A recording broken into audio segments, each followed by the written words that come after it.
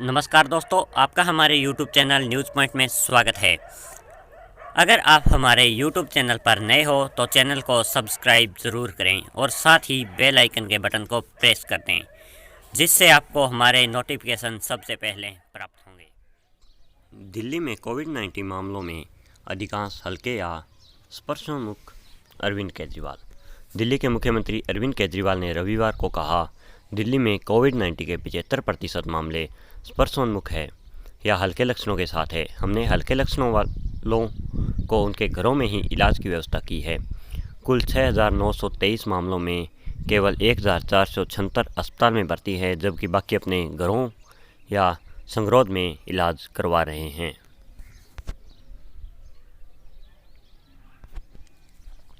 दिल्ली आसपास के क्षेत्रों में कम तीव्रता का भूकंप। दिल्ली और आसपास के हिस्सों में आज दोपहर में भूकंप के झटके महसूस किए गए। अधिकारियों ने बताया कि भूकंप रिक्टर स्केल पर 3.4 मापा गया। संपत्ति को किसी तरह के नुकसान की तत्काल कोई खबर नहीं आई है। मौसम विभाग के निर्देशक सिस्मोलॉजी जेएल गौतम ने बताया, रिक्टर स्केल पर तीव्रता 3.4 थी। एपिसेंटर दिल्ली यूपी बॉर्डर के पास था। वेंटिलेटर स्पॉट पर छत्तीसगढ़ के पूर्व सीएम अजीत जोगी कोमा में गए। डॉक्टर। छत्तीसगढ़ के पूर्व मुख्यमंत्री अजीत जोगी, जिनको शनिवार को रायपुर के नरेना अस्पताल में ले जाया गया, उनके बेटे अमित जोगी ने कहा कि उनके पिता को कार्डियक अरेस्ट हुआ था।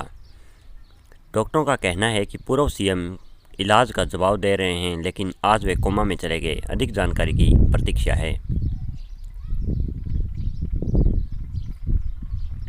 दिल्ली में कोविड-19 से 82% मौतें 50 की उम्र के ऊपर के लोगों की। सीएम केजरीवाल। दिल्ली के मुख्यमंत्री अरविंद केजरीवाल ने रविवार को कहा कि राज्य में कोरोना वायरस से होने वाली मौतों में ज़्यादातर बुजुर्ग थे।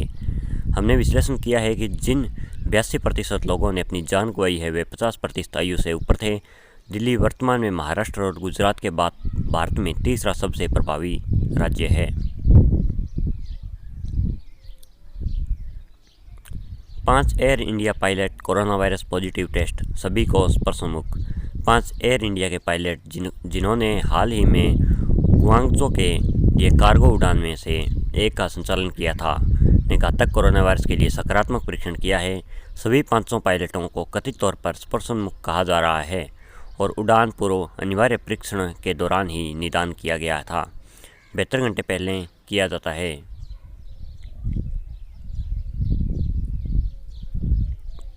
24 घंटे में दिल्ली में 381 नए कोविड-19 मामलों की रिपोर्ट। 2020 रिकवर। दिल्ली के स्वास्थ्य सेवा महानिदेशक के अनुसार राष्ट्रीय राजधानी में पिछले 24 घंटों में 381 नए कोरोना वायरस मामले दर्ज किए गए हैं, जो राज्य में कुल 6,923 हो गए हैं। दिल्ली में वर्तमान में 4,781 सक्रिय मामले हैं, जबकि 2,069 अब तक ठीक हो चुके हैं और 70 लोगों को जानलेवा बीमारी का सामना करना पड़ा है।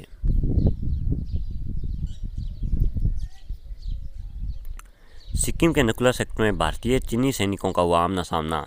शनिवार को उत्तरी सिक्किम के नकुला सेक्टर में भारतीय और चीनी सेना के बीच झड़पें हुई।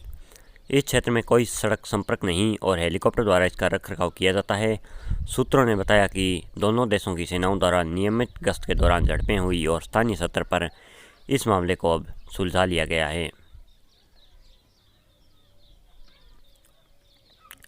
दिल्ली के बवाना में कार्डबोर्ड फैक्ट्री में लगी आग, 14 फायर टैंकर मौके पर पहुंचे।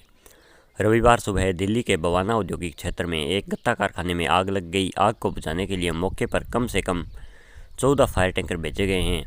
दिल्ली फायर सर्विसेज के निदेशक अतुल गर्ग ने कहा कि अब तक किसी के हताहत होने की सूचना नहीं। आग के कारणों का पता लगाया जा रहा है।